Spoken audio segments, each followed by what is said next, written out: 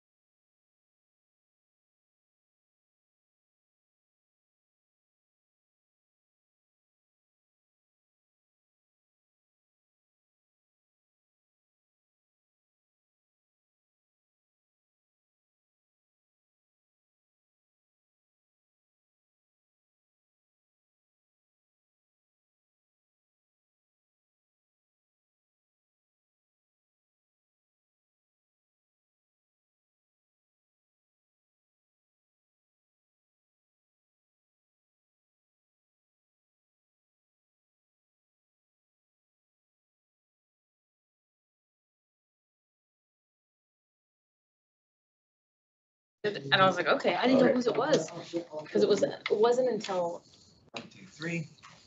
learning 1, about 2, 3. Okay. Yes. If you're talking tonight, Right.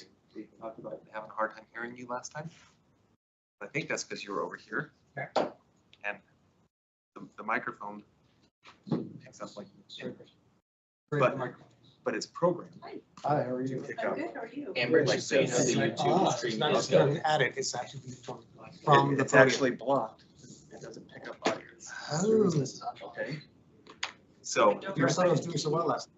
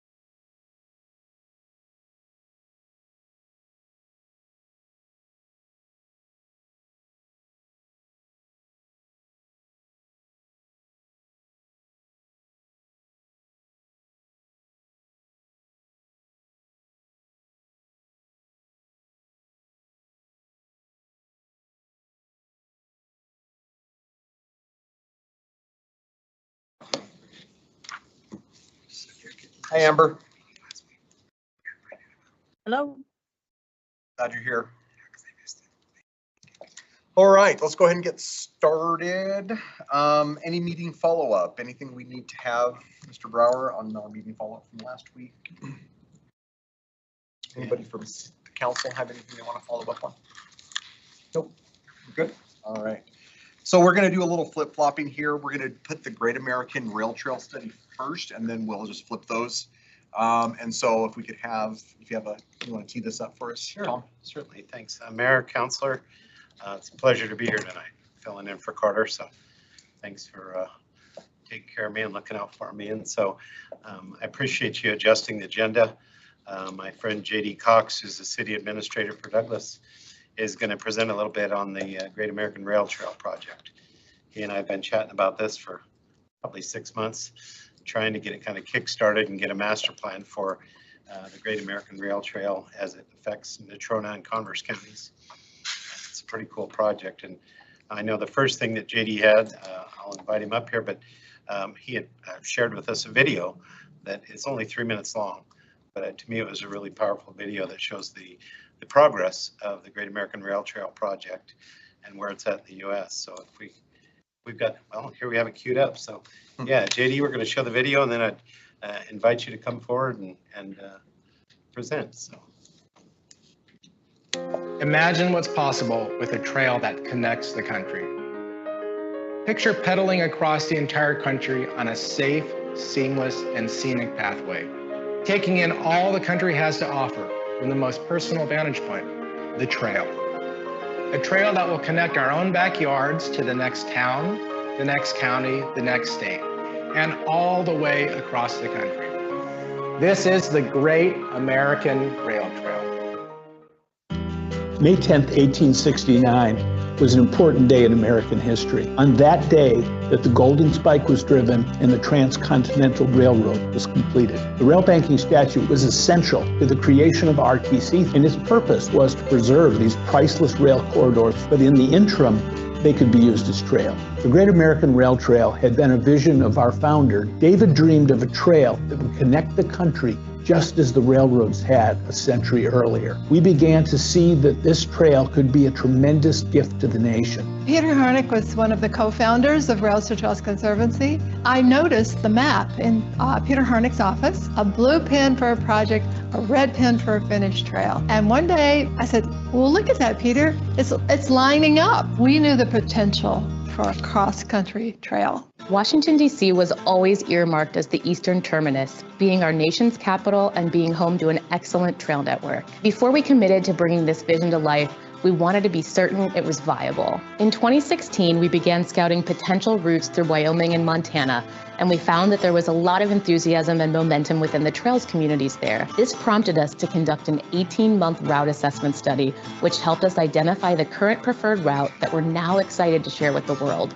This route is comprised of over 125 existing trails, which are already open for use. Partnerships are the lifeblood of this project and our movement. Local trail managers and advocates are on the front lines of creating and maintaining trails along the route. Governors are key to elevating the route through their state, and their agencies lead on implementation. We can't do this alone, and we're fortunate to already be working with valued partners, and we're beginning to make headway in terms of policies and programs that will push the Great American forward. The Great American Rail Trail is a gift to the nation. It connects this country in a way that we really haven't experienced before. We expect this to deliver a multiplier effect, not just for those who are using the Great American Rail Trail, but all those who get involved and are inspired to take this backbone across the country, but create more networks and spines. I hope that in the short term, people will just get out there and use it. There are many, many miles of trail that are open. They're ready for people. Thank you. Thanks for having that queued up. Yeah, JD. Yeah, right here at the podium is the easy ones. Well, thank you all very much for having me here today. I've got a couple things for you.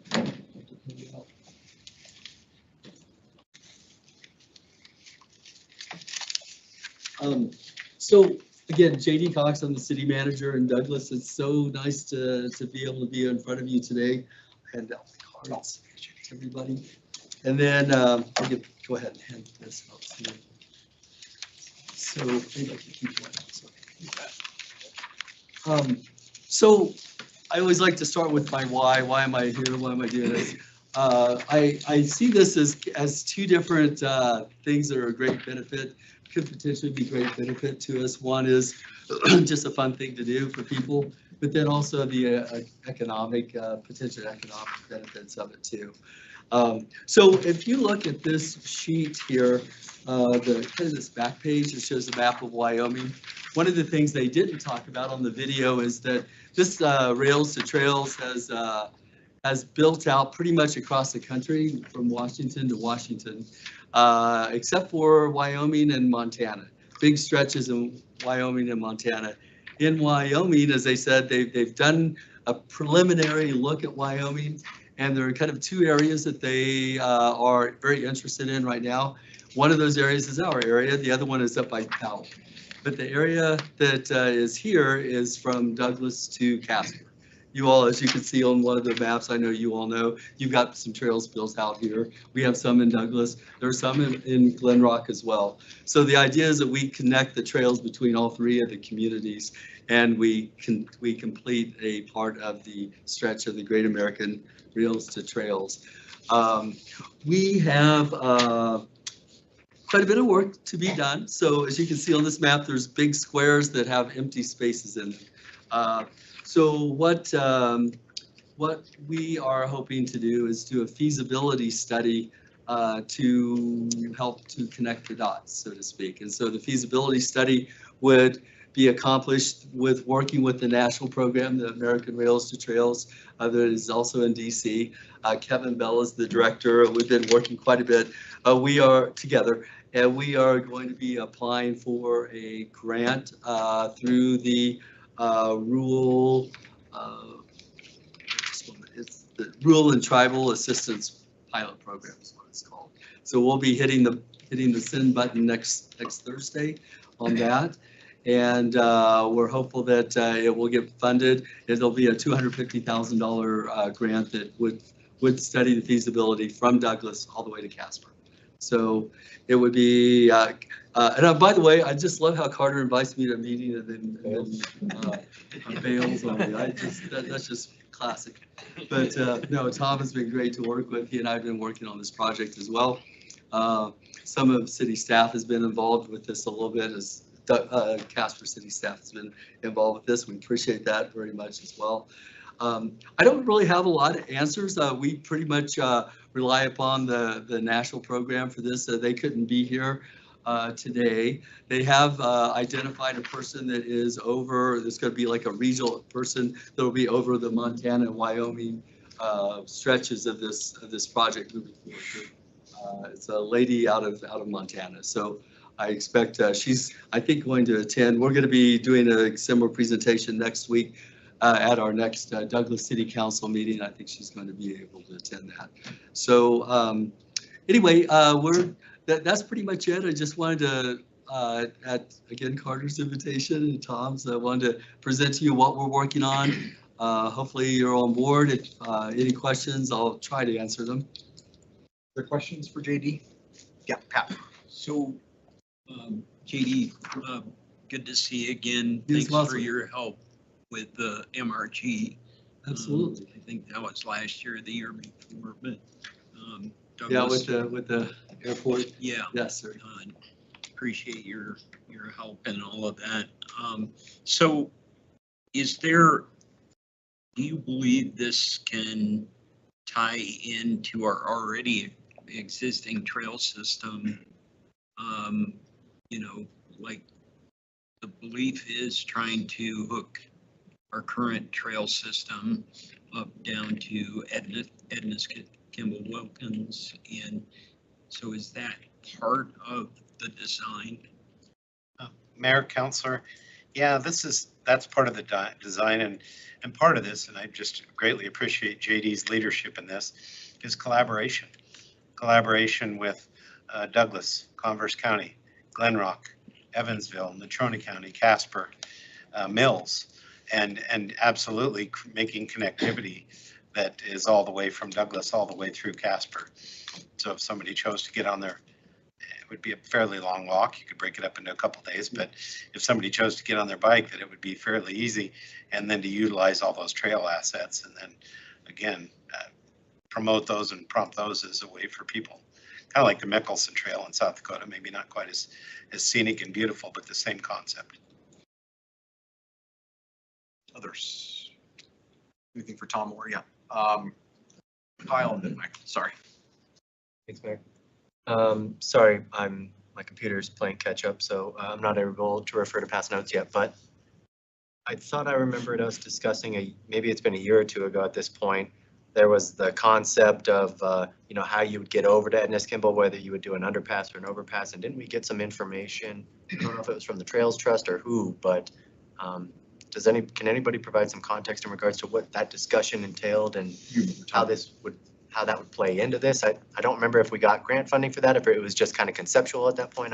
It's been a while, so. Mayor, Councilor, as I recall, and maybe some other staff maybe remembers more than I know, but there was an underpass that we ended up using for that, over to that. But that's a perfect example. That's a terminus, I would call it, you know, for us. That's kind of our eastern terminus where this would start and go, then extend on to Glen Rock, would be from EKW. It's also important because where the intent of this is to follow the rail corridor, there's some areas in that rail corridor where the ranchers or the property owners are not going to want it.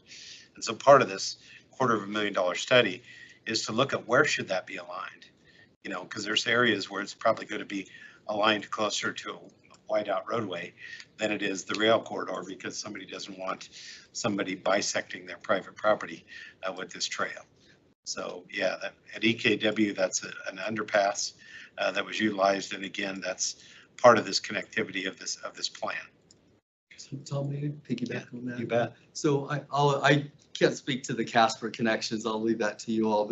But as far as like when we get out into both counties, and this is a little bit anecdotal, but it's still, I think, kind of lends itself to further development of this as we get into the feasibility study. I think the more publicity that we get on this, I think the better. We had and again, this is anecdotal and I realize it, but we have had a property owner that is somewhat just a little bit east of Glen Rock, had heard about us doing this project, reached out to the city to say, hey, we'd like to be a part of it. So that's pretty awesome, getting that kind of positive spin versus not on my property kind of a thing. So I also want to try to get an answer for Kyle. Do you have an update on that? Sure. Yeah, great. Come on. Thanks, Alex. Mayor, Councilor, you had a question about the EKW status. Currently, the Platte River Trails Trust is working on a design for that, an at-grade design, crossing at the entryway at EKW. They've also looked at, as you mentioned, underpasses there. There is a current underpass there that I think it's a drainage that goes through there. It does not look like it's going to be compliant in any way, structurally and ADA, but they are looking at both a new type of underpass in the design as well as an at-grade crossing. Thanks, Alex. Appreciate you coming up. Other questions, Michael? Thanks, Mayor. JD, thanks for being here. It's very nice to have you with us. Yeah, I'm unable to get to Tom's memo that I think has more information because my hand's acting up. But did you mention, or was there maybe even something on the video that I just missed too? But from the rails, the Great American Rail Trail project itself, providing grant funding for this connection of municipality and their existing trails to the bigger trail system, or? So it is a national program. They do have some funding available, but it's very limited. Their funding, as I understand, doesn't usually go toward construction. It goes toward the support of like matching grant or to help apply for grants. Okay. So this one that we're applying for is the Rural and Tribal Assistance Pilot Program. Okay. And so it's separate and outside of that. But perhaps there are once we get that in place, what Kevin Bell explains to me is that then there are also other opportunities for construction grants as well. Okay, okay, thank you. So, and I would suppose in this case, because we have the counties, but then we also have the cities. We're probably looking at some sort of partnership on developing that. Sure. Thank you. If you're willing. Thank you, Mayor. So at this point, is there a financial ask? When I read the memo, I didn't see one. Mayor, Councilor, there is no financial ask at this point in time. So it's just, seeking direction from council. Are we willing to be a partner in helping out more with staff time to help out with the master planning? Ultimately, they'll do an RFP and retain a consultant, I assume, and proceed with them to do the routing and then the cost estimate for the pathway. So there's no financial request from the city at all. Anything else before we move forward? Okay, so it sounds like you guys need just a thumbs up to kind of do the process of research and looking at, I guess, some of the process within that. So is council amenable to that? Do we want to try to be behind something? No cost up front, so. Okay. 11 thumbs up. Great. Thank you. Thanks, Mayor. JD. Appreciate it. Thank you all very Here's much. some spares. Mayor, before. Yes, Katie, yeah, go ahead, Pat. Are you, in Douglas, are you considering passing a resolution? So- Just, We're not doing that at this point. Staff is just moving forward with Okay. it. Everyone's just in consent because we're just applying for a grant right now.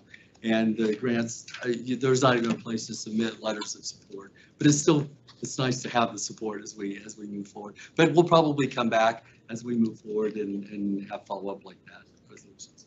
Thank you. Thanks, JD. Safe travels back. Well, thank you all so much. Appreciate it.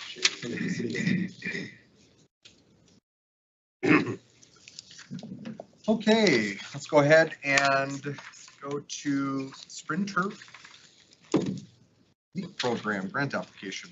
Tom. Mayor, councilors, I'll have Ms. Lopez come up and give a little more detail, but basically this is a grant opportunity through one of the synthetic turf companies where they offer a $500,000 grant. The nice part about this is we'd utilize other funding sources that we already have available as the match for that grant. So it's an opportunity to get hopefully, $500,000 worth of synthetic turf installed, and we utilize other funding resources to leverage against this grant. So with that, I would invite Ms. Lopez up to provide us a little more detail on the Sprint Turf Grant.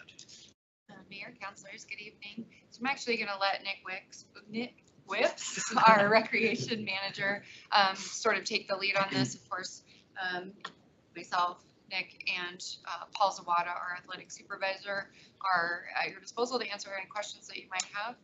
But I'll let Nick kind of summarize the intention. Yeah, you received the memo, and just a quick overview. The Sprint Turf Leap program is designated specifically to organizations like schools and municipalities that are serving youth in a capacity for improvements for athletic endeavors. And Paul, he works with the Sprint Turf folks, and they reached out and said, we know what you're doing at the North Casper Improvement Project, and we have this grant opportunity. We think that it would behoove you to at least go through the process and apply. So as we did that, we are now bringing it up for your review and your thumbs up for us to actually apply for this grant, which we think will align pretty seamlessly with everything that we are doing with the North Casper project and all of the improvements that are being made there. Questions for Nick or Zulima, Paul? Yeah, Pat.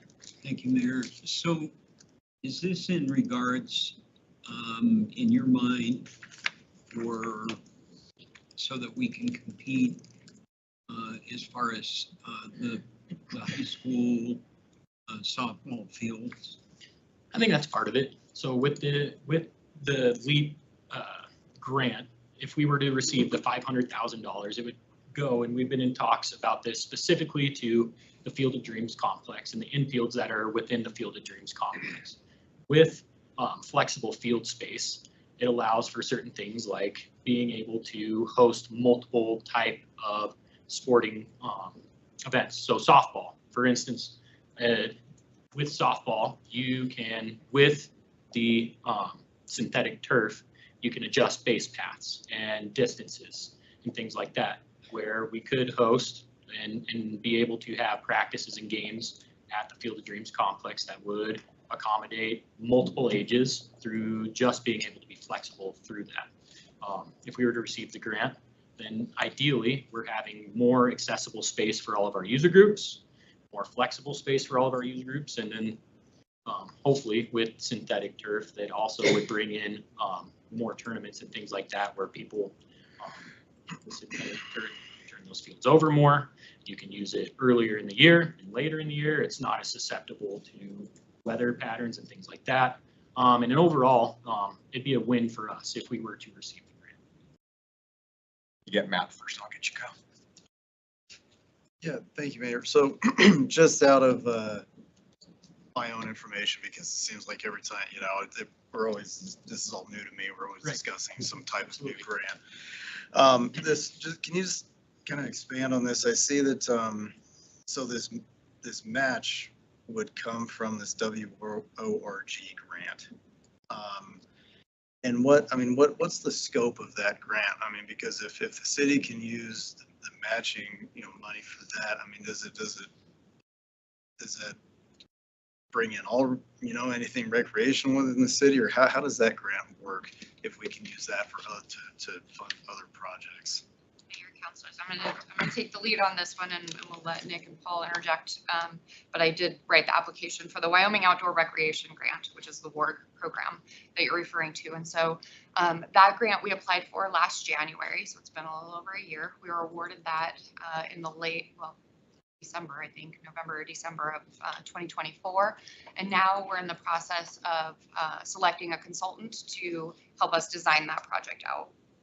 $2.8 million grant with a pretty minimal match for, I think, about a $3.2 million project altogether. For a variety of improvements within the North Casper complex. And so we identified within that grant that we needed to replace fencing, we needed to replace dugouts, we needed to replace safety netting throughout the complex, new backstops in the Field of Dreams, replacing infield material within the Field of Dreams was a part of that project proposal. This would allow us, rather than replacing that infield material with actual dirt, we would come in with synthetic, which would serve our community and our users a little bit better, we believe. So it absolutely aligns with the original intention of improving that North Casper Athletic Complex through these work funds. But it just adds an additional funding mechanism to make enhancements that we didn't think we would have been able to afford otherwise. And the nice thing is, because this is a private grant through Sprint Turf, the Wyoming Outdoor Rec Grant can be used as match and vice versa. So no city funds would have to be expended for the purpose of this project if we were to get this right. Sure. Okay, thanks. And then just one quick question again. So then with this WORG grant, is this something that we apply for, that the city applies for every year? Or is this like, do they have it every year, or how does that, the frequency of that grant? So actually it was a unique opportunity for us to apply for a grant through the Wyoming Wyoming Office of Outdoor Recreation. These funds were originally rooted in ARPA. They were American Rescue Plan funds that were given to the state of Wyoming and then distributed through this one-time grant program. One of the other interesting components of the Wyoming Outdoor Rec Grant Program was that it was very limited in the areas that qualified to apply. There were identified qualified census tracts throughout the state of Wyoming, and North Casper happened to be one of those small areas that could qualify for the grant. So we were actually the recipient of 3 different grants through this program, totaling about $9 million for 3 different projects in the North Casper area within that qualified census tract. Okay, all right, thanks.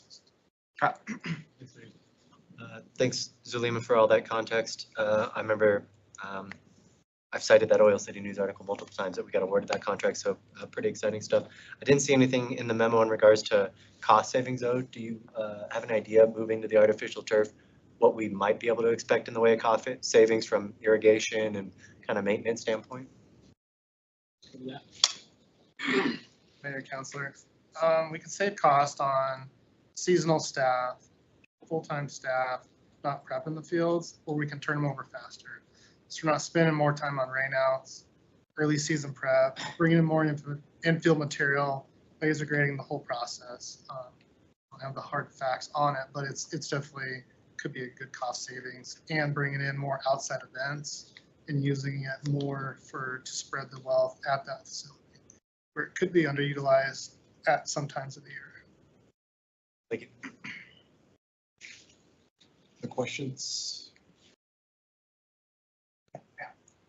Thank you, Mayor. So I know this is a ridiculous question, but when they change turf on, say, NC football field, because I think they were asking people to come get loads of that stuff. But I mean, is there a way to repurpose? That's probably a totally different kind of turf, but I just wondered, because I'm sure Kelly Walsh is coming up, you know, for the big soccer complex. Because I don't know what the life of those football fields or soccer fields are, but. Lima, I might be able to help you there a little bit. Mayor, councilors, and my, excuse me, in my previous job, I designed about 8 synthetic turf football fields throughout the state, several of them in Casper. And it's a sand and rubber ballasted turf. So you have this turf with really long threads, almost like carpet, and then you infill it with rubber and sand. And so it's a great product because on that surface, that section doesn't freeze. It's very free draining and it doesn't freeze. And it's like in the middle of the winter, you'll drive by Kelly Walsh and there'll be kids out there playing soccer because it's not like regular turf where that moisture's right at the surface and it freezes. And that turf has a warranty life of most of the time 8 years. I think the Kelly Walsh turf, and they replaced it not that long ago. It lasted 10 years, I believe. And again, usually when they get rid of it, there's not a whole lot of use. And the life of the turf, really, a lot of it depends upon maintenance, because that sand and rubber infill needs to be fluffed up, if you will, and added to, like at the penalty kick on soccer. That's an area where they just manually need to go out there with a bucket and a rake periodically, because kids will just sit there and do, 100 penalty kicks in a row and kick that infill out of the turf. And so it's, when it's through though, it's polyethylene fibers and, a nylon backing. And so there's not much use for it. I know there's a microbrewery here in town that my wife likes that has some old turf from NCHS that's placed down in their yard. And I know different people have taken chunks of it for different purposes, but yeah, it's at the end of its useful life, it doesn't have a lot there. But the thing I love about synthetic turf, especially in Wyoming, is how it spreads out our season. From whether it's baseball, football, soccer, whatever sport, it spreads out the season because it doesn't turn into a rock like all the regular turf. And then the other benefit is we are in High Plains Desert, and the idea that we don't have to irrigate that turf, and it's very resilient and playable all the time without having to pour a bunch of our water onto it. Hope that answers your question. The answer is no. That would have been a lot simpler. Pat, you probably appreciated the explanation. I did. You brought the 20 seconds in, you all get it. Kyle. Thanks, Mayor. So I apologize. I might have asked this back when we applied for the original Wyoming outdoor rec grants, but kind of back to the point of cost savings, knowing that the lifespan is about 8 years. Have we done a formal analysis in regards to, again, like the maintenance costs? My guess is we'll have to replace this here in the next decade. And so is that going to be a similar cost? Are we, this is a one-time grant. So are we going to need, I guess, what does that look like a decade from now?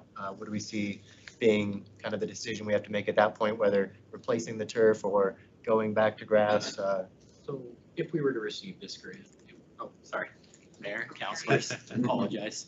If we were to receive this grant it would be rolled into the formal process that we're going through right now for the entire athletic complex, and the maintenance costs, the outlook, the timing would then also be rolled into our 5-year plans to be able to effectively evaluate not only the life, but the costs associated with it. Yes, the year-to-year cost will save us significantly when we're talking about water, when we're talking about field preps, when we're talking about staffing and all those other things. But we would have a formal evaluation of the long-term costs associated with upkeep, maintenance, and replacement. But right now, there has not been, but it would be, if we were to receive the grant, that would be rolled into the actual process there. I was just trying to wrap my head around, because it's a pretty significant grant that we're getting, $2 million plus.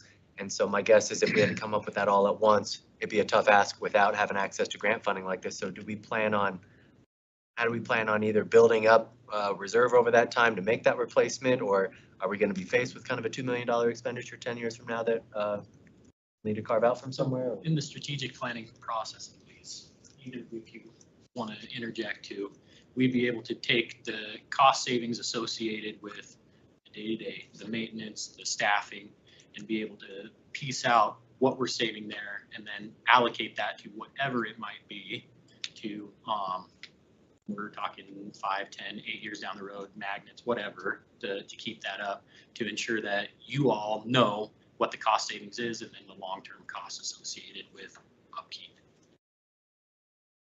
Mayor and councilors, I'd like to make it really clear too that the 2.8 million WARD grant is not for the synthetic turf. The $500,000 is just for the synthetic turf. So we're not looking at, a $3.3 million replacement, because my guess is the backstops down there 45 or 50 years old that we're talking about replacing, the fencing, other components. So a lot of this stuff has a much more lengthy, useful service life than does synthetic turf. And synthetic turf is only a small portion of this overall budget. Very wisely, park staff identified, hey, here's a possibility to leverage this already grant money to get another $500,000 for synthetic turf. Thank you for. I might add just a few points. So to Councilor Gamroth's point, there will be ongoing capital expenses if we choose to keep the turf.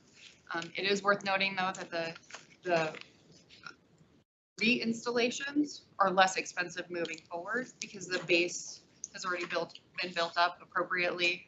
All of the rock that goes under the turf is there. It's already existing, and so you're literally just replacing the surface material and the fill.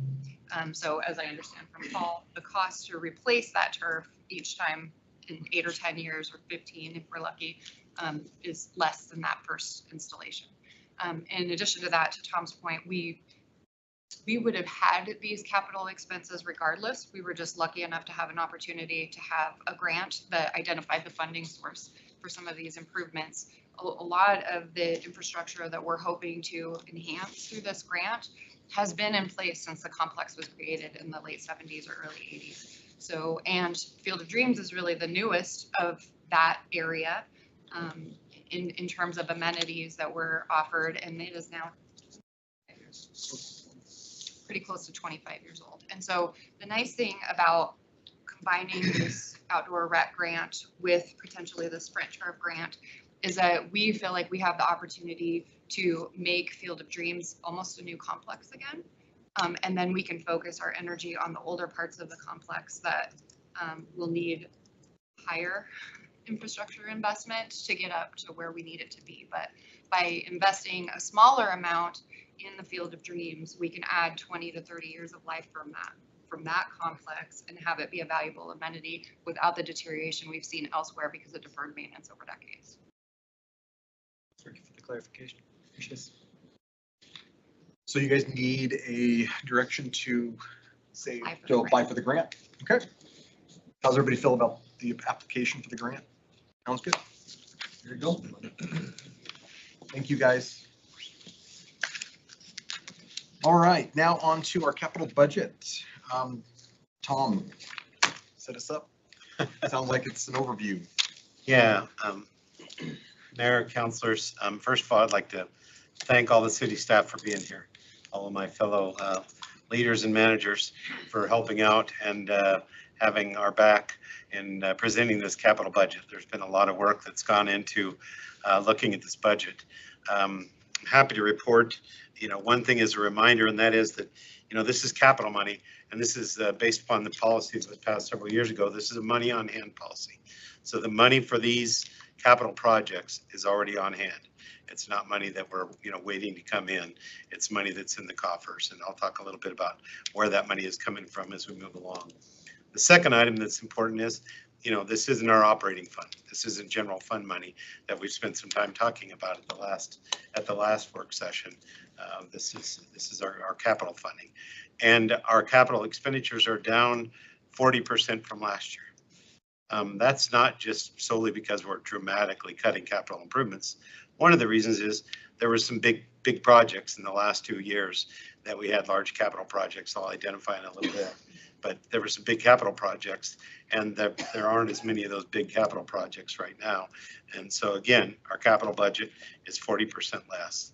The other one is our continued dedication to our streets, and we've got part of our dedication in that was, in round numbers, $22 million out of 1 cent 17. So $22 million over 4 years. So I think that's, I think it was 2.6 million, or 4.6 million, excuse me, per year, 5.6, sorry, per year.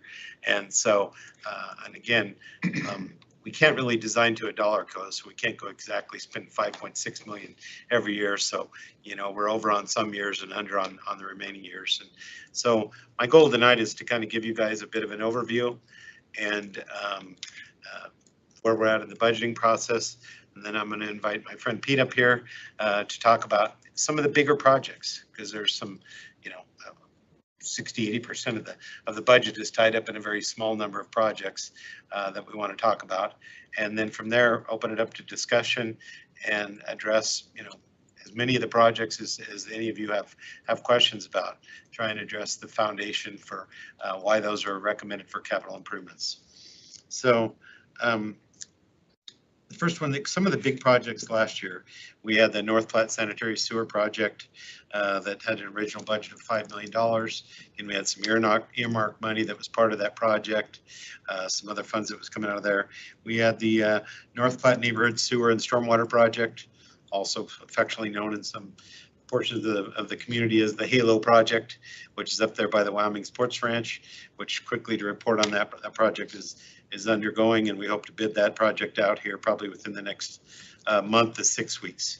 Just waiting on the final easement for that project and get under construction this year.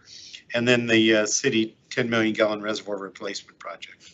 And part of the omnibus construction water bill, funding for that project was secured through the Wyoming Water Development Commission. But those were 3 of the big projects last year that, accounted for over $16 million. This year, I'll let Pete talk about them, but this year, we have ultraviolet UV disinfection system. Again, most everybody was at the wastewater treatment plant. Thank you for entertaining us there and letting us talk about something we're passionate about $1.8 million for that.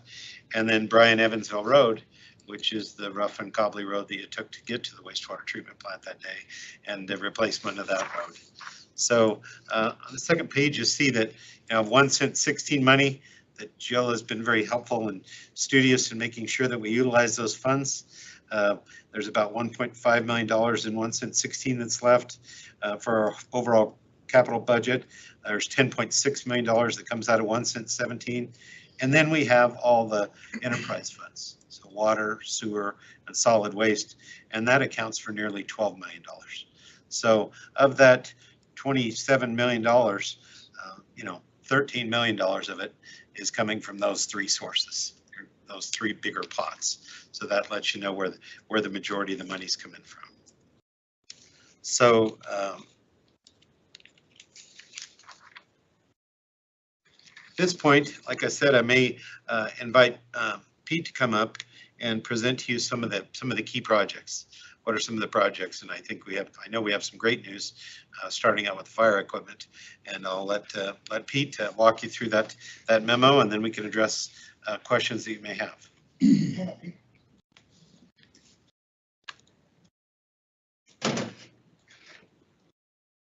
Thank you, Mayor. Thank you, Mr. Brower. I do appreciate it so much.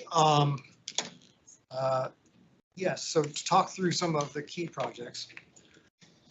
The first question, of course, is what counts as a key project. Certainly, we have some which are larger or smaller. And so we took a little bit of time in this memo to walk through some of the ones which were perhaps more eye-catching, if nothing else. To start with those fire trucks, yes, we do have, one thing we've been struggling to do is to have enough money in place to buy replacement fire trucks. Fire engines have gotten much, much more expensive over the last few years. This is certainly, we've had many other challenges with fire engines, especially the long lead time in ordering them and receiving them, which makes it very difficult for us to plan when to order and when to budget and when to actually get them. But just in the last 10 years, they've more than doubled in price in general. And so it's been really a major struggle to get those in. Now, fortunately, we do believe that we can purchase these two fire trucks, engine 1 and engine 5, for roughly $750,000, which is a good bit less than we were originally hearing. So we do think we can afford to buy two fire trucks, and they're both being purchased with 1 cent 17 money. So that's money that was set aside previously. So we're very optimistic about that. Some of the other major projects that we're seeing in here, certainly we do police cars. Purchasing a certain number of police cars is mandatory given the size of our police fleet. And so we're planning on buying 8 of them this year. Again, all of them with 1 cent 17 money. We're also using some 1 cent 16 money for some other things, but mostly the 1 cent 17 is going for police cars.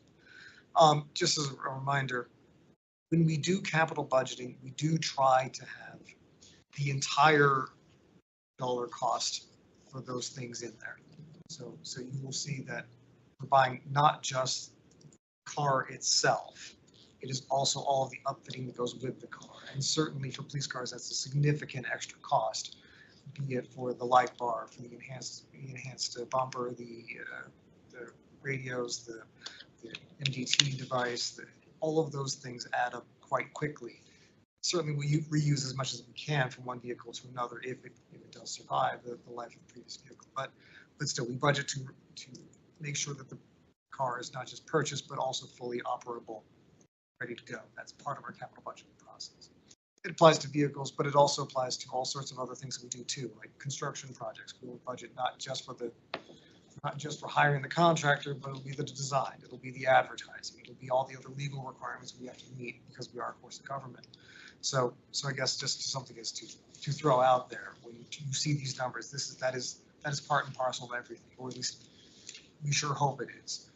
But to move on from police cars, you'll see a significant number of building maintenance projects. That was a major change in this round of 1 cent versus the previous round of 1 cent. We set aside more than $5 million this year to this round to try to catch up on some of our building repairs. Certainly we spent a good deal of that at the ice arena previously for some of the, assuming not the ice arena, the aquatic center, for the replacement of the roof. But certainly this upcoming year, we've got various sundry projects all over the place, boilers and rooftop units and other things, which again, they're not always the most prominent kind of projects, but certainly they're the kinds of things that we need to invest in on a regular basis. Otherwise, our buildings become uninhabitable. Moving on from there, we've got trash trucks.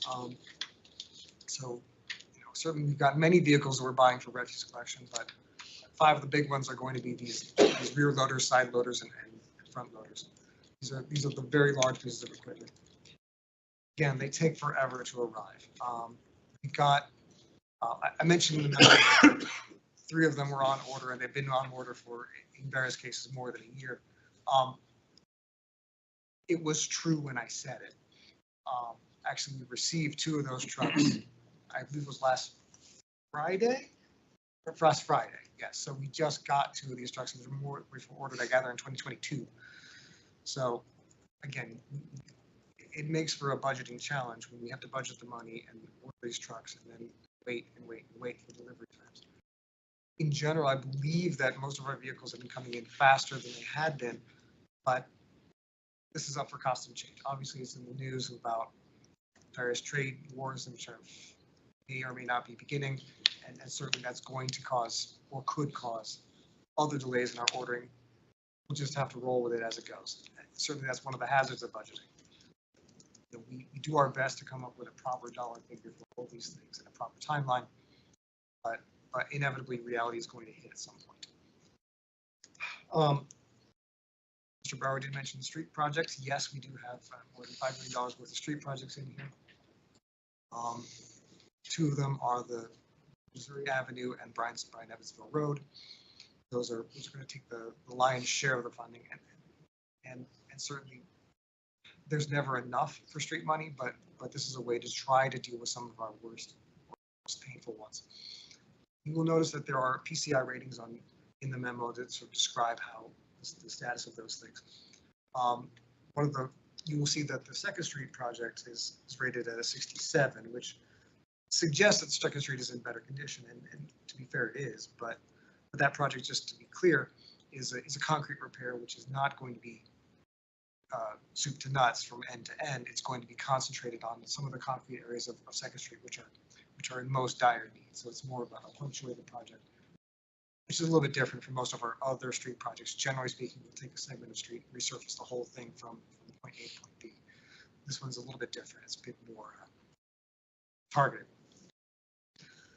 You also see in there the design work for some of the alley reconstruction. We do want to start getting ready to do that project. That's not the entire budget.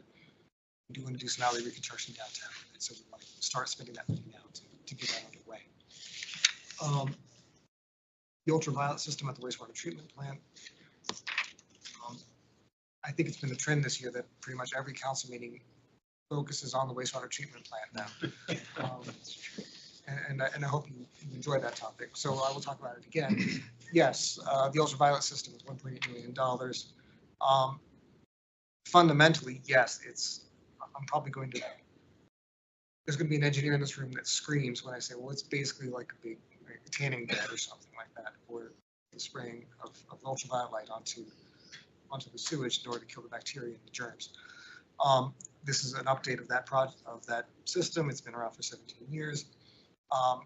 Fundamentally, it also puts walls around it. Currently, it is exposed to either side, though there is a roof. Again, this would make the system more effective, especially in terms of when we're in high wind events or snow, that kind of thing, just to make it better. And last but not least, there's the Washington Park band shell.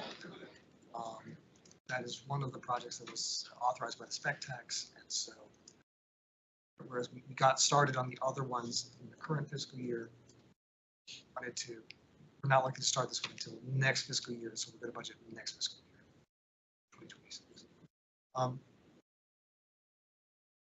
There are 125 projects in the book that we presented to you. The book itself is 230 pages long. I'm sorry, that's a lot. I don't know if there is a singular good way to wrap your brain around the entirety of what it is we are presenting. I certainly can't. But I do think that we have, in the city, we've tried to have a very process-oriented system for coming to you with the projects.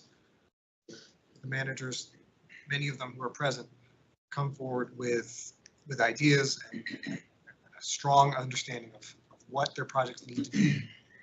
They go through a very thorough process of coming up with cost estimation that includes everything associated with those projects to try to sense of what is really going to cost us to do these things, so that we're not coming back to you 6 different times for the same project.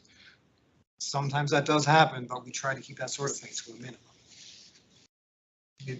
And we try to be as thorough and even-handed as we can be when it comes to presenting these to the city manager, and then from that point on to you, so that we can be as clear and comprehensive as we can be about these are the projects that we truly need. With that being said, with 125 projects, the floor is open to you as councilors if you have any questions about specific projects or groups of projects. I am more than happy to take a first crack at it, and then I will. Pete, why don't we start at number 1? Very well, yes. Project 1, and then we'll go systematically. Yes, Mayor.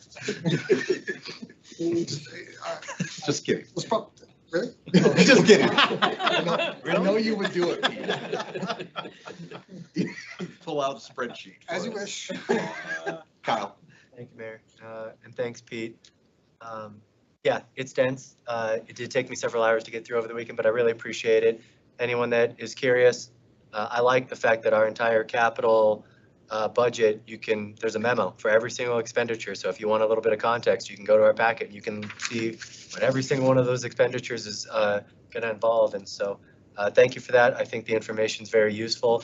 And I do have questions about a couple of them. So I don't know if we want to start like, I don't know if we want department heads just constantly running back and forth. Do we want to just take one department head at a time? Because I got questions kind of across the board. So I don't want to monopolize the conversation, but whatever's the most organized kind of pragmatic approach. Everybody gets 3 questions. Only 3. So be sparsely about it. Just kidding. Kyle, I think you can just start asking. Okay. And then we can kind of go from there and see what happens. Could I ask an overarching question? So, and Pete, in the team and Tom, I mean, I didn't expect, I get it. But there is so much information in here in the amount of the rating systems and all of that. Pretty extremely well done, but it kept coming up to me when we're waiting on fire trucks or garbage trucks, a year, 2 years, 18 months. So when that gets bid out, do they have to hold the bid at that price? And then the other side of that is, are there contingencies built into these budgets? So if a fire truck was 500,000, but then all of a sudden goes to 600,000, are we covered? Go ahead, Pete. I will make a first crack at it. Thank you, Mayor, Mr. Brown. In answer to the first question, do they have to hold on to their price? Yes, there's typically a bid bond associated with when you go out to bid for a vehicle that they have to hold to.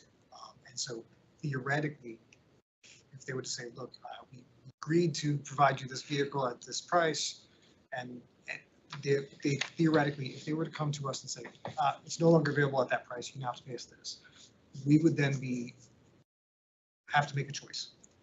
We could accept that higher price is still the best price that we can get, in which case we could continue on with the process.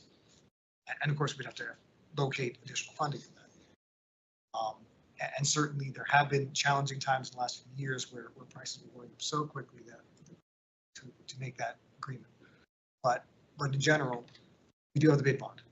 And that's the reason why we require one. Where if a vendor is unwilling, if they're willing to abandon their bid, we can seize the bond and take that as effectively a penalty and a way to start to finance our next round of purchasing.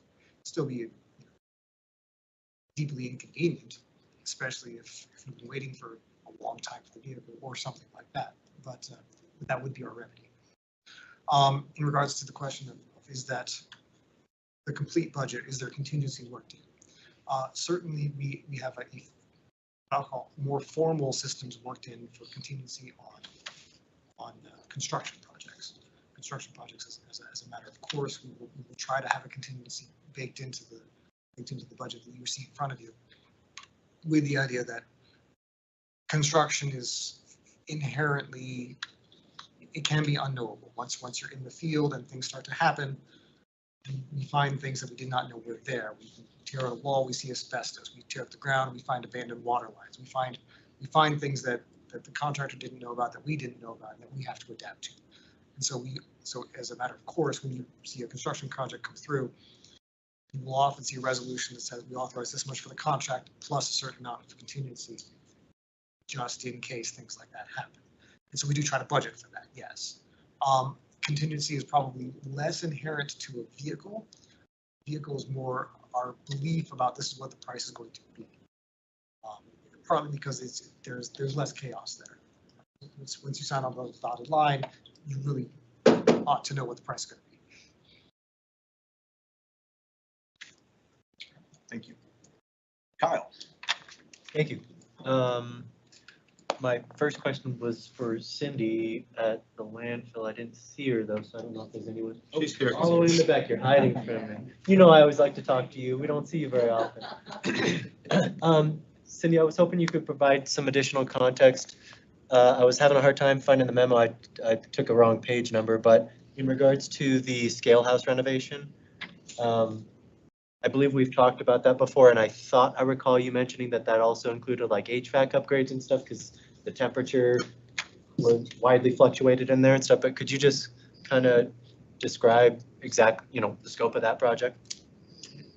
For sure, Your Honor, council members. The scale house renovation has a couple different features. One is the HVAC system's old and needs to be upgraded.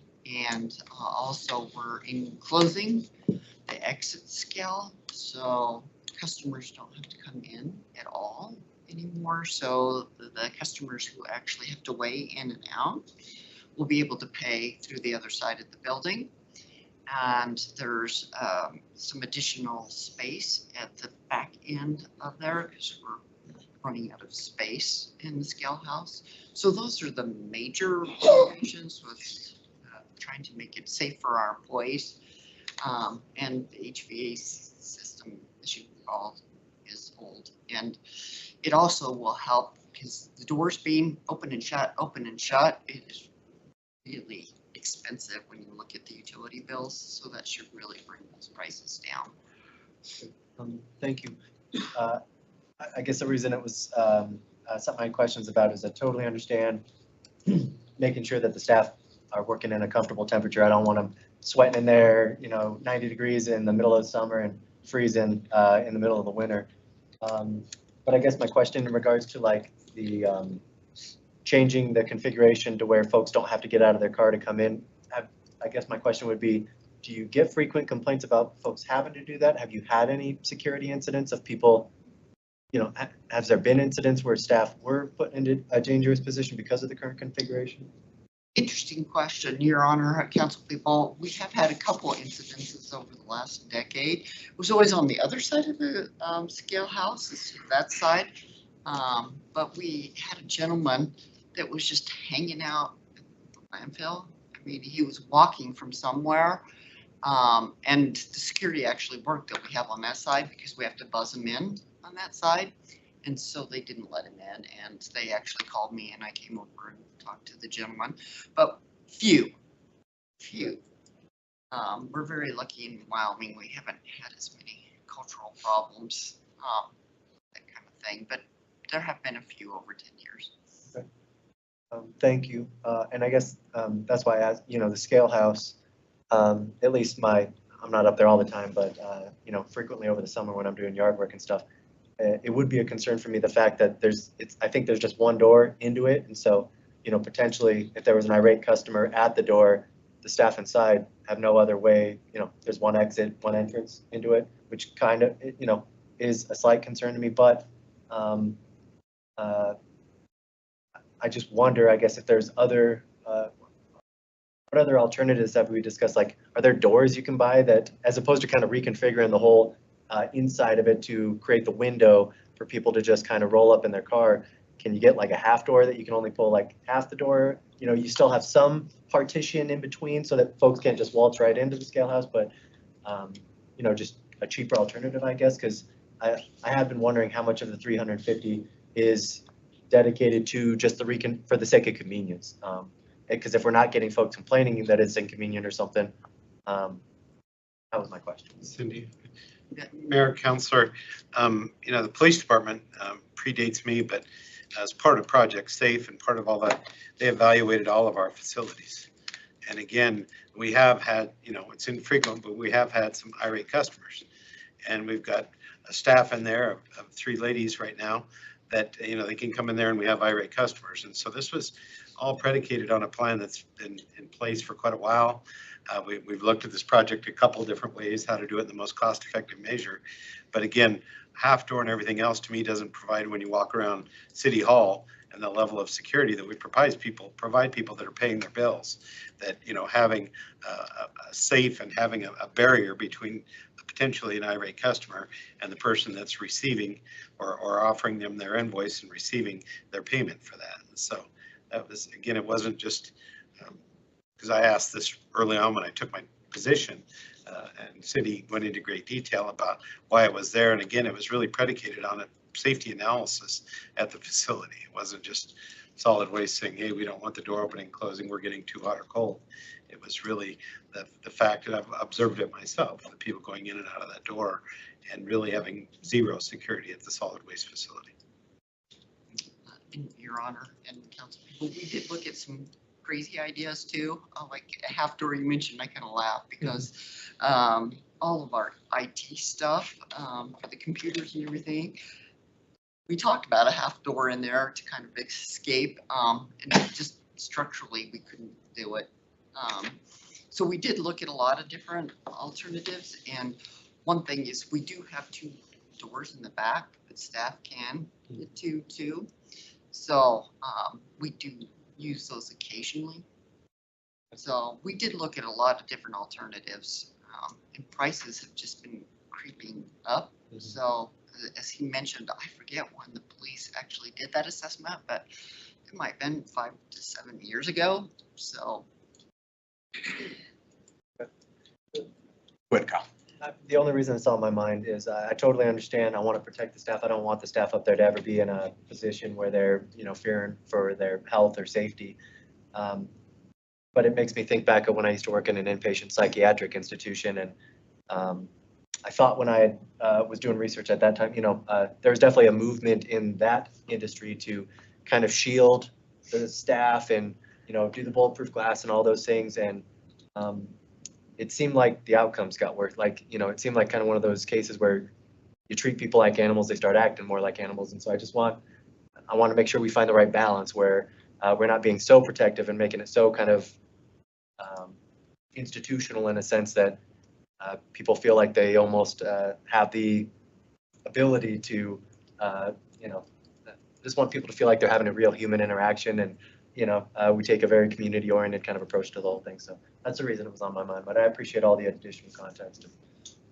Our regulars, I'm sure they know when we'll let them in when they want to, because we have lots of regular residential and commercial. So I think we'll continue to be just as friendly. Nice. I don't think that will change. So does anybody have any other questions for Cindy when it came to any of the refuse, any of that? Mayfield, go ahead. So Cindy, this question is about the, and just more of just kind of just wanting some context and background on it, is the phase closure of the landfill cells. I noticed that it, you know, the capital expense for that has increased over time in the last 3 years, especially. And can you talk a little bit just about what, I mean, to me that it's obviously more than plowing dirt over the top of it. So it talks about a system. So does that involve some outlay of material, or can you talk about that a little bit about and where are the expenses coming from?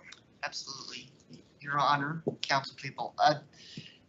It's actually a phased closure because we haven't met our top elevations, but we're very close, about 70% up. And the system it's a very dense plastic that actually is designed to go up and anchor into the existing landfill. And so as you go along, you design it to anchor where you left off and go up. So that's the system word we use. And it is good to do phased closure. In the past, we didn't do any closure. And when we got to the end of the life, I fell off my chair literally, with how expensive it was. So phased closure, even though it says, I think 2.2 million, the cells cost more than that to build. So I know 2.2 million is a lot of money, but phased closure is a lot less expensive than waiting until you have several cells to do it. So that's why we do the systematic layering of the line cells over the top. And lots of dirt moved over it and then vegetation, so there's a lot of construction. Thank you. Thanks, Cindy. And then just another kind of follow-up to that is down, and I assume this is it talks about the funding source is Bale, that's the Balefield Reserve, I'm assuming. Yes. And that's, so if I understand that source funding correctly, that's, I don't know if the word revenue is the right word, but. Our tipping fees, our customer. Yeah, it's user okay. fees. So it's income that's generated by the landfill that then goes, so it's not necessarily tax. None of it is. It's all, yeah, User it's fees. kind of self-sustaining Yes. and then will that funding source will then cover the full cost of that closure. So that's okay. Okay, thank you. That. Thank you, Mayor. So we're considered a regional landfill. I think they haul up from Rollins. Yes. It was probably parts unknown, but so do you feel, are we constrained by the state? Because I remember when that all happened way back when on this regional system. But are we constrained on what we can charge as far as the tipping fees to those other communities by the state? You're 100, Council President. That's an excellent question. And we aren't to date. They can't constrain us, but they did put in 2006 when we looked at all that, so many of the landfills weren't charging enough to actual cover. So there is a state statute that now says you actually have to charge all your recovery fees, including closures, because so many people couldn't afford it, including us. So now there is a state statute that says you have to charge what it costs for all of your capital expenditures in the future for landfill operations, but there's no limit on what you charge as far as the ceiling. So follow up to that. So does, say, Rollins on some of their stuff, do they actually bail before they bring it, or is it trucked up here by semi? Your Honor, council people, it's trucked. It was bailed at one time, but bailing is really expensive. And bailing is really about litter. And so they have enclosed trailers. So they do loose hauling now, and it's much more cost effective for them. Any other questions for Cindy? And we can maybe move on to other departments if they have questions. Okay, thanks, Cindy. Appreciate your time. Other questions about the budget that anybody wanted specifics on? I don't want to monopolize the conversation. Someone jump in there. Go ahead, Kyle. All right, I was hoping to talk to Michael. Thought I saw Michael's subject from IT. Right there, man. Right in front of me, sorry. A lot of faces. 79.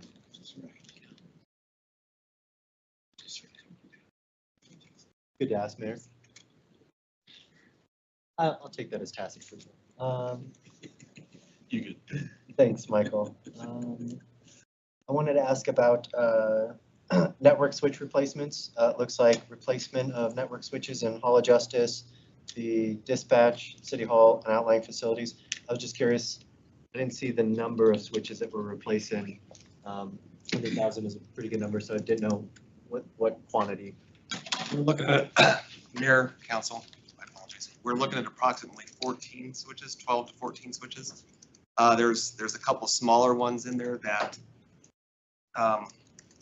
we'd like to replace if funding will be available, but as was discussed earlier with price increases, switches are no stranger to that, so we've had those increases as well. But these are meant to replace some, as stated in the description, some of the higher end network switches at some of our outlying facilities, and so the majority of those are close to $8,000 to $10,000 a piece. Does this include licensing costs for them as well, or? Mayor, Counselor, the switches come with maintenance and support. We do not have to pay individual licensing per port or anything like that for those particular devices, but they will come with licensing or with maintenance, and then we'll have recurring maintenance fees, of course. Cool. It was all like 14's a lot. So, and Okay. like you said, they're expensive. So, okay. Thank you. Thanks, Michael. Thank you. Others? Kyle? I didn't see that one, sorry. Didn't see that one. Thanks, Sulima. I was curious, I saw Meadow Park for $112,000 to replace the playground equipment. Again, just trying to wrap my head around our parks master plan and stuff. I was wondering, because Meadow Park's, in my opinion, is kind of a strange one. I used to live kind of over in that area, and it's very strange in the way that there's only one street that goes by it. I forget what street that is, but it's surrounded by like alleys, pretty much. And the playground equipment is super far back from the street. It's been a while since I drove by, but on Google View, it was hard to even see the playground from the street. And so I guess my question was just, have we done, I'm sure your team's probably done an analysis about whether it's worth it. I'd be curious to know how much that playground is used, considering those circumstances, the fact you got to drive down an alley. I don't know if there's parking or not. So I guess, I don't know if you have to park on the street and walk all the way over there, or what that looks like, but I'm just wondering, is it worth it to replace the playground equipment if it's underutilized, or should we consider doing something else with that park, is my question. I can't remember what the master plan says right off the top of my head right now, but it is one of the oldest playgrounds. So what we do also have the basis on is how old the playground is, and we can't get parts for it anymore. Sure, yeah, I'm sure the equipment's in rough shape. I'm just wondering if it's worth it to continue having equipment there. I don't go to that park, so I don't know how often it's utilized. Maybe it's a lot, maybe I'm ignorant, but it seems like it would be underutilized. Mayor, councilors, so I would be lying if I said I remember the specifics of the master plan. We can certainly bring that up and share it, but we did, through our capital budgeting process this year, create a scoring metric. So of course the master plan had the priority listing towards the back of it. It listed all of the all of the projects that they were recommending in every individual park, from the 0 to 5 year time frame to the 15 to 20 year time frame. So we took every one of those projects and then we applied our own scoring considerations, whether it filled a gap in service in the community, whether it served youth, whether it would decrease our expenses for maintenance, what the estimated life of the equipment was. And so through this process, we went through very similarly to what we did with the facility condition assessment scoring rubric. We went through and applied weights to each of the projects. And one of the considerations was also, did the master plan recommend it in the 0 to 5 year time frame? So if it's on here, the master plan did recommend we replace it. And if they recommended we replace it, they felt like the value based on the neighborhood surrounding and the use was worthwhile. So it would have been recommended by the master plan that we do keep that playground equipment, and you know, we are trying to hold firm to what the recommendations of that body of work were, and then prioritize based on additional considerations that we used to, you know, condense a $30 million agenda into a manageable 5 and 10 year. Sure. But we don't have any, I don't think the folks that did the master plan got granular enough that they were out there counting kids using it. So we don't have any metric as far as how it's utilized. No, they would have taken the population density in the surrounding area and determined what service that area was rated at. And across the community, we were at adequate or good. You know, this was likely not an overserved area, or they would have recommended pulling it when it's reached its life.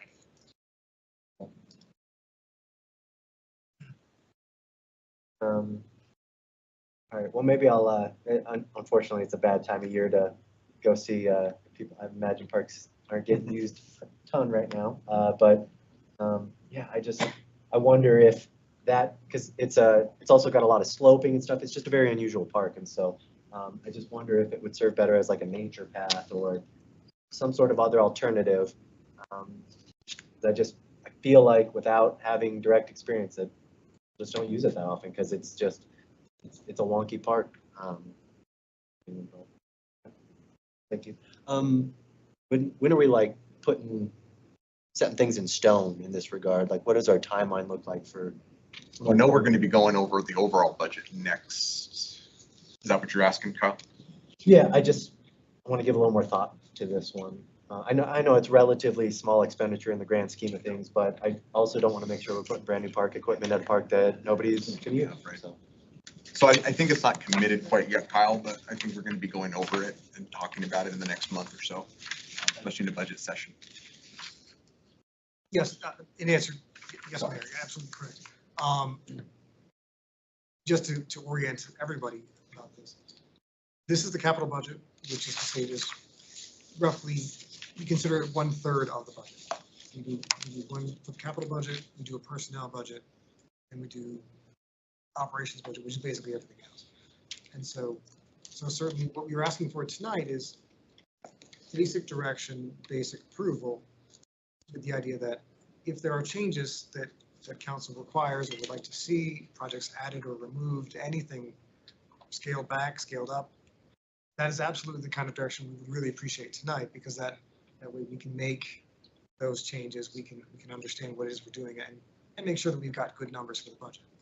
But in answer to the true question of when the rubber really hits the road, we will be seeing the budget again in May, and that's when we see everything all together at once. So these projects will come back to you again at that time, and certainly council is empowered to make changes at any time. Hopefully not after May, but certainly any time between now and then, per your direction, we can do that. But certainly, so yes. I hope that answers the question. It does. Go ahead. You're gonna say something. No, I mean, this is the best opportunity to talk about capital stuff. We're going to have future budget discussions, but we got plenty of other stuff to cover, so we should hash it out sooner than later. Thank you. All right. Well, maybe I'll leave that one sit for right now, and maybe I'll do a walk around. I saw Mr. Schrickman. Maybe he wants to walk around and talk to neighbors and get their experience about what they see at the park. Since I'm not privy, but I'm ready to move on. Thank you. Thanks, Kyle. All right. Anything else? Yeah, Michael. I have a quick streets question. Tom or Pete, you can probably answer this one. So I noticed it's on the capital budget. I'm assuming that's equipment for the street crew maintenance work that we do internally, right, for following maintenance, etc. So I'm assuming then we'll see. So I know a lot of the street work gets done through contracted services with other vendors. Is that correct? Mayor, councilors, yeah, in general, if it's capital construction, major work, then it's usually done by an outside contractor. So that would be did that work out. Now there is like mill and overlay work. For example, Conwell Street, Blackmore Road. There's another one this year that we completed this year that was done by our operations staff. That again, we identify as maintenance work, at least when we're dealing with the outside contractors. Sure. So we would see those contracted services in the operations budget? That's correct. Is that correct? Okay. And then just to kind of clarify on the process, and kind of where Kyle was headed, maybe is just, I don't remember what we've done in past years. Will we have an opportunity then to look at the personnel budget separately, the operations budget separately before we look at the whole thing again together in May? Mayor, councilors, that's correct. Is that fairly accurate? And actually, I think, correct, the next budget session is the whole budget package in a draft form, right? Yes, Mr. Brown. Yeah, so it'll be the capital operations and labor and everything will be the next in a draft form. And that is the first presentation of that is in May, is that correct? Yes, actually, we present the council the budget in 2 rounds in May. Yeah. So there'll be a preliminary budget, which is very high level, which we present to you. I believe we're scheduled to do so I know state law requires us to present it to you by May 15th. I believe we're doing it this year, May 12th. May 13th. 13th, okay. So we can there. And then, but yes, the formal budget sessions, which are, I believe we're having these 2 days set aside for that, 2 meetings. Okay. Be at the end of May. Okay. Thank you. But yes, that would be the place where it's all together. So a bit of a process over the next Yeah. couple months. So. Thank you, Mayor. So a couple of quick, easy ones, I think, on the cemetery. It's not a big number, but just a question overall. Has the city ever thought about creating a cemetery district? Or it would be a separate, that's a separate mill levy type situation, or can a city not do that? Mayor, councilors, I've asked that same question. It's a county-wide district, but I'm going to leave it to somebody who's much more adept and experienced to address that question, Ms. Zalima. So. Mayor, Councilor. So the short answer is yes. We have researched our ability to implement a cemetery district, and through the revenue team that was created as part of council goals last year, we actually have a white paper that explains the process that would need to be taken in order to establish several special districts, including potentially a cemetery district. So it is something that we have examined, and we now understand the mechanism by which that could be implemented if we chose to do that in the future. So would you say that's fair? Okay.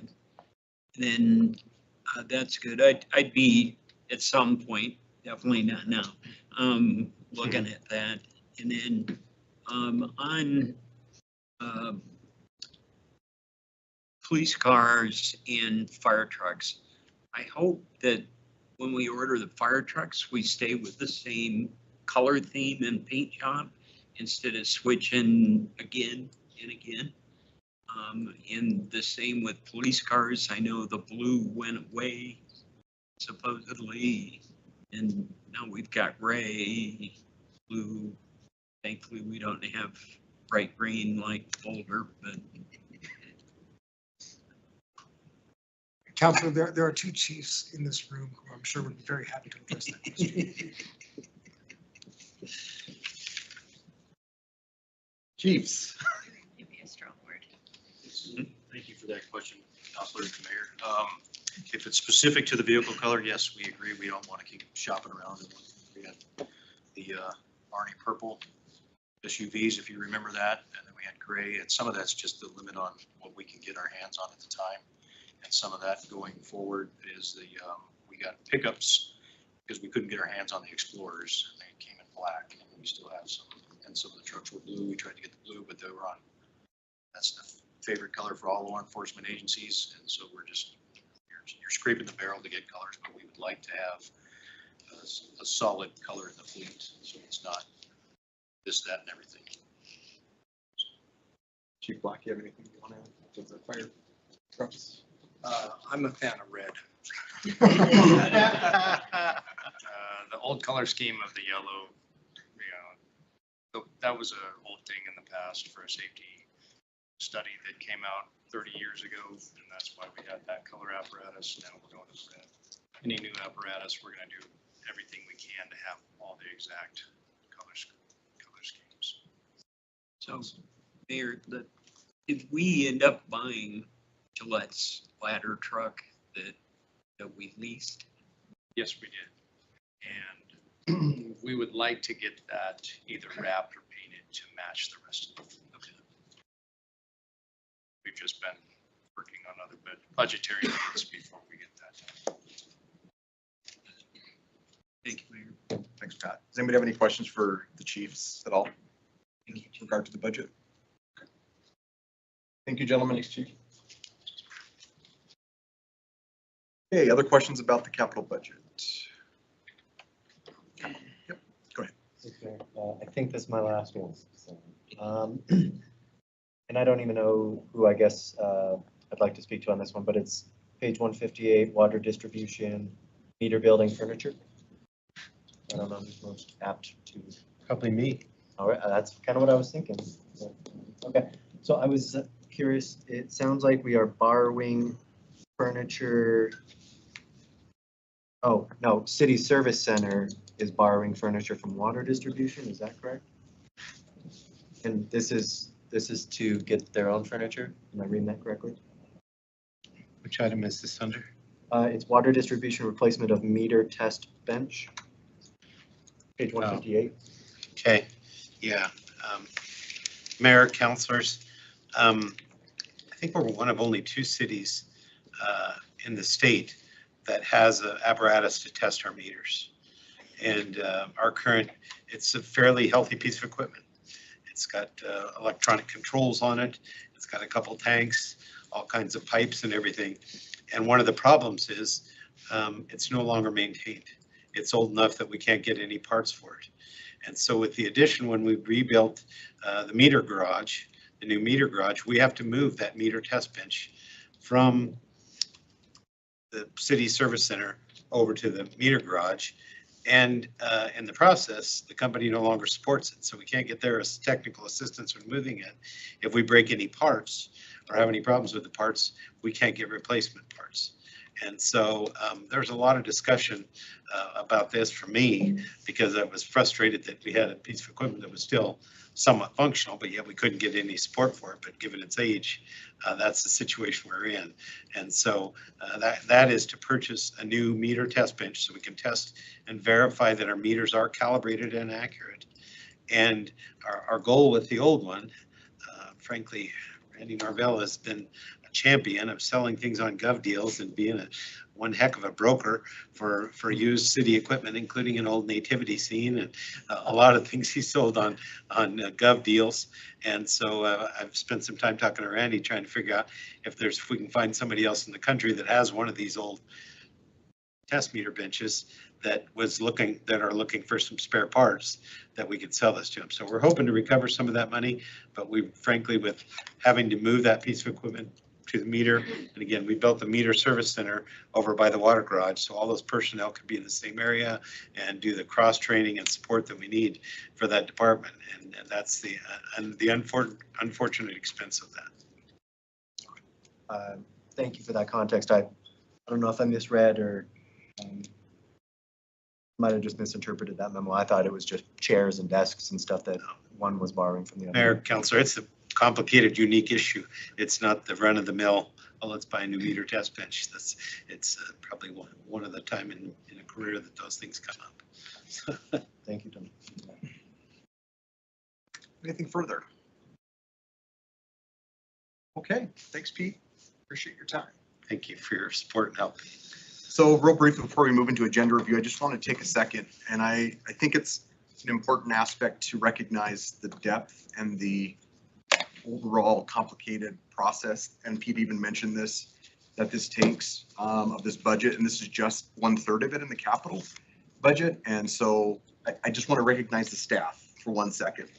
It is an incredibly difficult task to come here and to be able to put this together over the course of a year. And I am not going to put it lightly, that you guys worked very, very hard to put this together. It is intricate, it's complicated, and you guys do an amazing job. So I want to be very clear about that. It's a very tentacular issue. That's a Carter thing, sorry. But I just wanted to take a moment because it is complicated, and I appreciate your expertise and the work that you're doing, and I want to recognize that. Okay, agenda review. Anything, Tom, that you need to go over with us for next meeting? Mayor, councilors, I do not have anything. Anybody have anything they want to talk about the agenda for next time?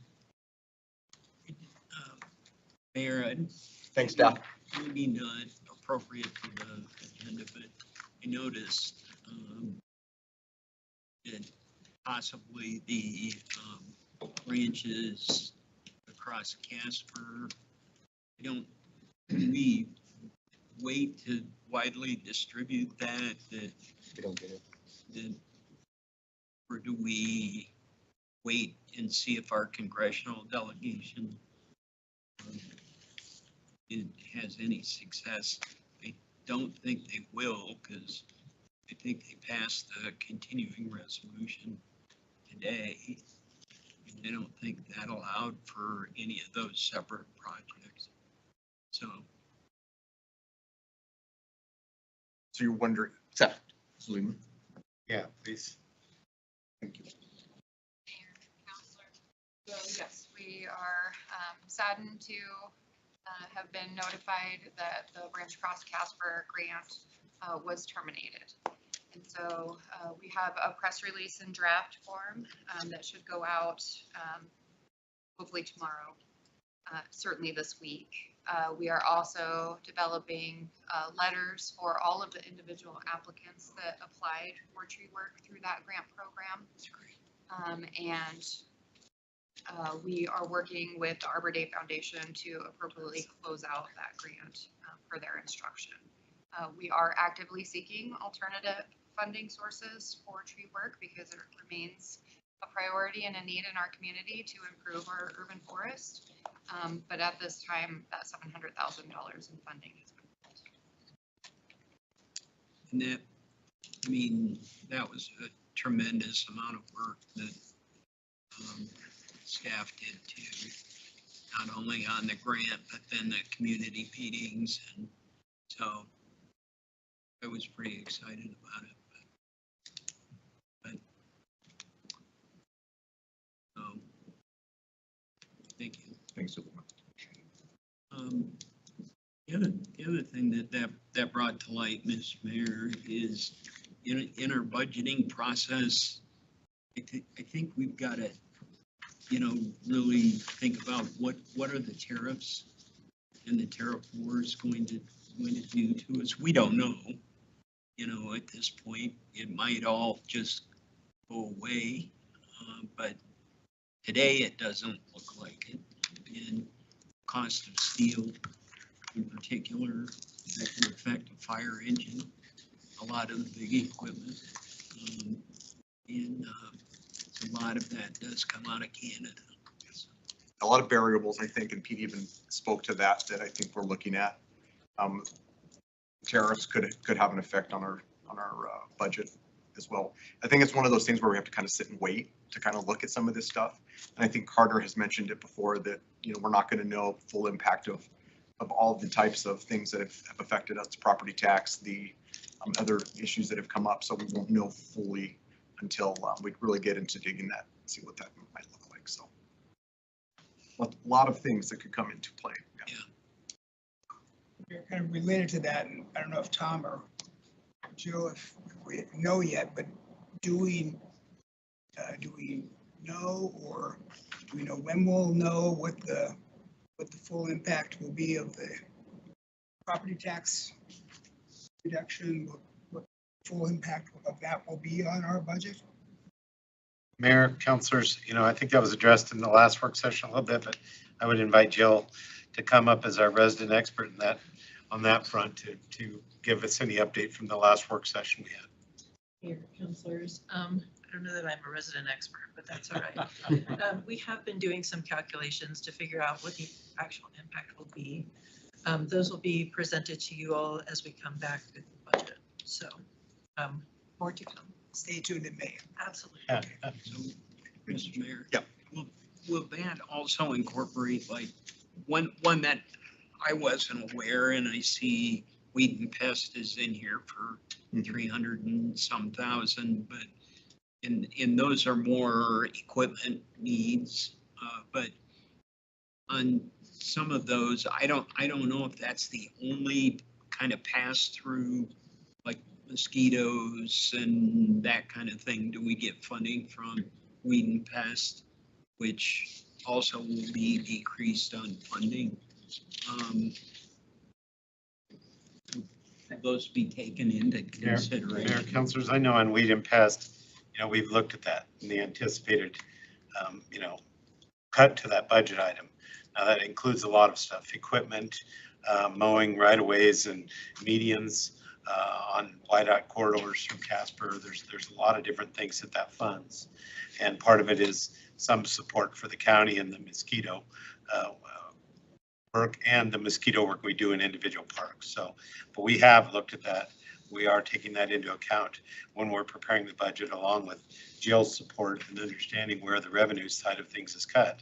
And so where we have to adjust our budgets. And we've been, I know all of my staff and everybody, myself included, have been looking at, avenues for cutting that. Carter's given us very clear direction that we need to anticipate that and find avenues to save money wherever we can. Mr. Mayor, are there other special districts that help support what we do through the city? I mean, I didn't even think about weed and pest, but I'm not aware of anything out there, but. So I think there were some other special districts that might get impacted, or do we not?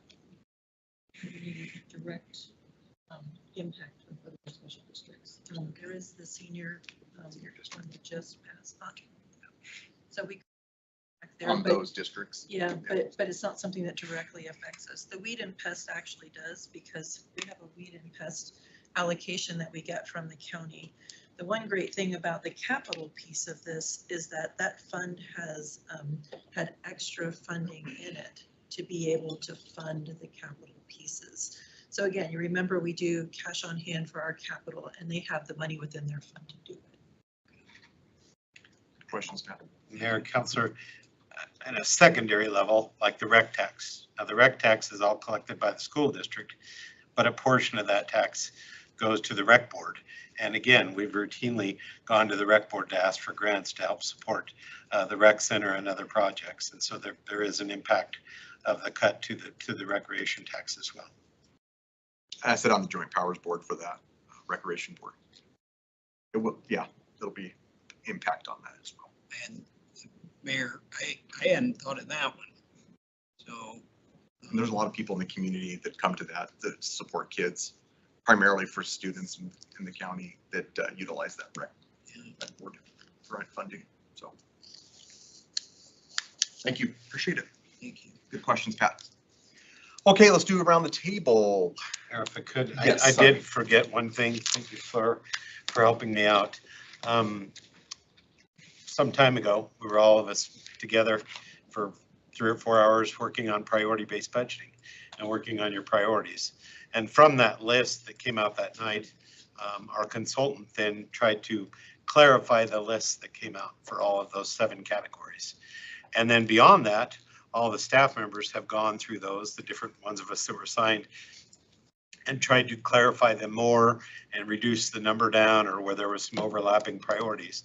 And so I believe emailed to you today, all of you today, is a fairly significant spreadsheet, and it's got colors. The white columns identify what was gone over at the priority-based budgeting on that Wednesday. And then the yellow column is kind of staff's recommendations for edits to those. So you'll see 7 different categories. So there's a total of 14 different columns.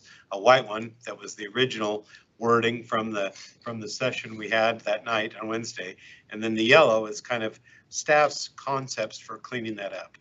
And what we really hope everybody can take some time to do is, over the period of the next week, take a look at that and see if you believe that those yellow columns accurately represent your priorities. So it sounds like Tom, it hasn't been sent out yet, but it will tomorrow, it looks like. Okay, I'm sorry. No, you're good. No, you're good. Mr. Mayor, on that, I mean, how many pages long would that thing be? I printed it out on by 11 by 17, and I didn't have strong enough glasses. So I think if you went, a white and yellow column for each of those, you could print it out on 7 pieces of legal paper where it would be very readable. So if you took column A and B and printed them out on a legal sheet, that'd be one. Then C and D on a legal sheet, and that would show you the white being what you guys all decided, the yellow being staff's edits and changes to those. Again, we were very careful, and Carter gave us very explicit direction that we were not to change the essence of the priority. It was just trying to create parity in wording, making them all similar, so it looks like there was one author on the whole document and not 7 or 8 different authors. So, Mr. Mayor, I don't have capability off of this computer. It won't link to my big printer at the office because the printer's way too old. It's your office. Yeah. Okay. And is there a way that the city could print us off something? I Mayor. mean, at least me, I just speaking for Mayor, myself. councilors, absolutely. If you want to come in the office, I know Jackie could help print those off, or any of us that are up in the city manager's office would be glad. And again, in my own brain, I think if you did them by a legal page, you know, in 2 columns per page, that it could be much more readable and manageable, if you will. Yeah, anytime you have any of those types of things and you want hard copies, just come to the city manager's office, and they can help you out, Pat. They won't throw me out. Well, I can't guarantee that. Not the first time. It's possible. There's a 51% chance that could happen. Another follow-up to that, Mr. Mayor. Feel like Kyle. That's okay. So, but you mentioned priority-based budget, and so how does the capital plan fit into? That was going to be one of my questions, and unfortunately I didn't write it down when we were going through. But so is the capital plan basically link in with the priority-based budgeting? Mayor, council, the answer to that is absolutely yes. So if we take a project like a street project, and that street project also includes a water line replacement and a sewer line replacement, then in all the council priorities, there's some there that say, take care of our infrastructure. So the term in my own brain I've used is cross cutters. So let's say the council has 40 priorities. So for that one capital item, you know, the replacement of 14th Street, that we'd say, oh, that includes water. So this cross cutter hits 3 different priorities. And then maintaining our streets infrastructure, it hits that. And then if there's sidewalks in there, you know, it hits them there. And so again, priority-based budgeting will be used across the board in all of our budgeting process, including capital budgeting, where we look at these projects not just purely based upon how much they cost, but how do they mesh and interface with the priorities that councils have for us. Thank you. Jill, was I accurate in that? Mayor, councilors, just to let you guys know, we should have our priority-based budgeting ready for you guys.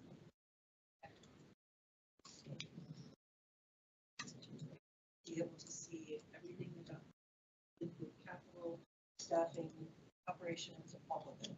So, yes, we get to see it all. I'm excited to see what comes out the other side. Thank you. Thanks, Jill. So is that the same piece you're talking about? Mayor, councilors, yes, absolutely. And every individual department, for example, engineering, they have a priority-based budget module that's related to streets and one that's related to parks and water and sewer, as well as developers. And so again, that's when we set up those categories in our budget, then that allows us to take the budget category along with the cross cutters and interface those two. And then what gets provided to you ultimately on the middle of May is the first run at, hey, how does all this look? So it's not just purely based upon dollars, it's based upon the benefit as seen through the lens of your priorities that were established. All righty. Let's go around the table. Amber had to run, so we'll start with Matt. I don't have anything. Michael. Not much, other than we have a council court liaison meeting on Friday. Next week. Randy. I don't have anything either. Thursday I have drug court, and then Friday night I'm hanging out with the judges. Next week. Got anything? I went to a senior services district meeting. I think that was Monday. There long, I know.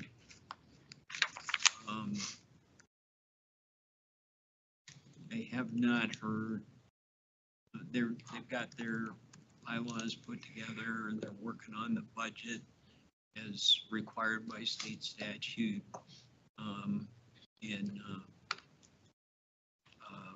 So I think they're rolling along good. Amoco Reuse did make an offer to a new general manager. He's from New York, the state of New York, not New York City, but a lot of good experience for the club, for the facility, so. And I think he's accepted the offer. So It's a new director. a new, no, not a new executive director, but a new general manager. Matt's retiring. I see. So, from what I gather, but, and that board meeting is tomorrow night, which is pages and pages of budgets and business plans, so. Thank you. Kyle, have anything? Nothing city council related, other than I'm just excited. There's a new food establishment